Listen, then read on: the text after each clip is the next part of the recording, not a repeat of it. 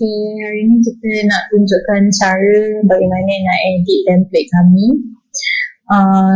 Ni adalah design template volume 1. Anda boleh pilih macam biasa lah, ada macam-macam design dekat sini. And saya nak tunjukkan cara untuk edit yang ni sesuai untuk anda buat macam social media posting. Tak semestinya macam template kami ni tak semestinya untuk anda masukkan produk anda ke iklan ke or whatever. Okay, even yang ni pun anda boleh edit satu-satu. Ni sebenarnya macam sebenarnya shape yang boleh edit lah.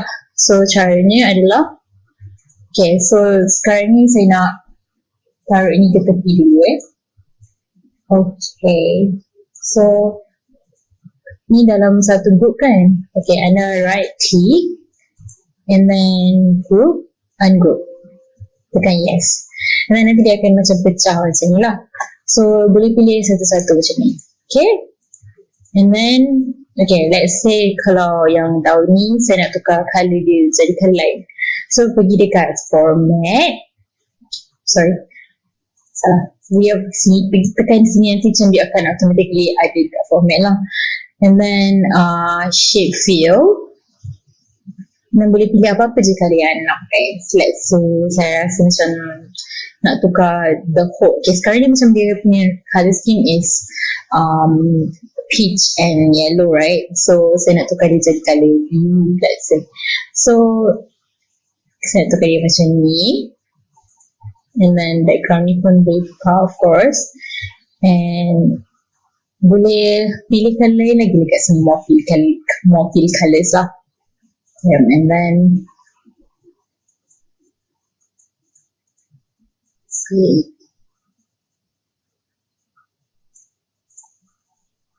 Okay, tak cantik.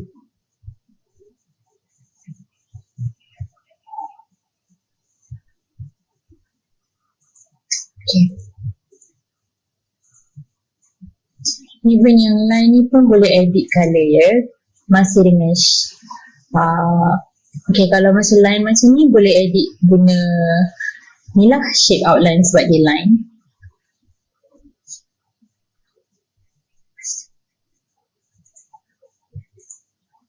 Even line ni pun boleh edit ya. So sekarang ni saya nak tunjukkan cara nak edit line ni. Even ketebalan ni pun boleh edit kalau nak, sebab dia act as a line lah. So sekarang saya rasa macam nak buat dia jadi dash, macam lain daripada lain sikit. So ni kita nak tukar jadi kali ni. Okay, even yang ni pun boleh tukar kali lah, of course. So kita tukar, sorry saya tak nak outline, and then macam ni.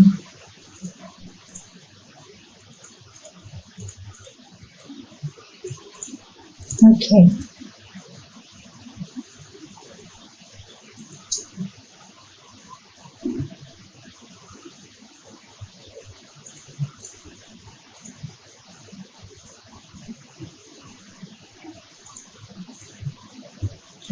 lepas tu boleh masukkan balik.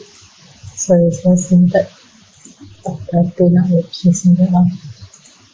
Boleh tengok juga preview dekat sini sebab macam sometimes yang ni kan dah terkeluar. So nak tengokkan dia dalam margin and kotak yang sebenar, boleh tengok dekat sini lah. Okay, bila dah edit semua ni, okay, kita boleh tengok balik macam mana shape dia nanti. Okay, tekan escape lah untuk exit. Okay, so sekarang ni saya rasa macam nak tukar font ni. So of course boleh buat macam tu, sangat-sangat senang lah. Okay,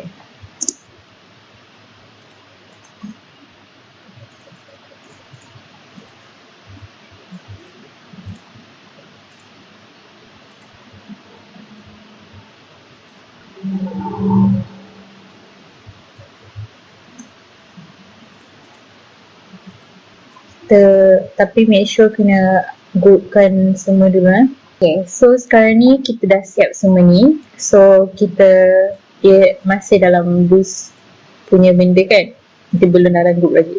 So kita select semua and kita group.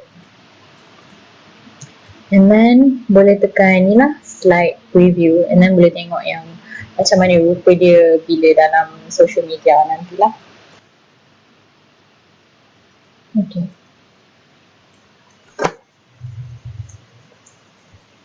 So, okay, nampak macam dah okay. So, kita nak tengok macam mana nanti dia akan upload dekat social media. So, boleh tekan dekat slideshow dekat sini. And this is how it will look like lah. Okay, so yeah, it's very versatile.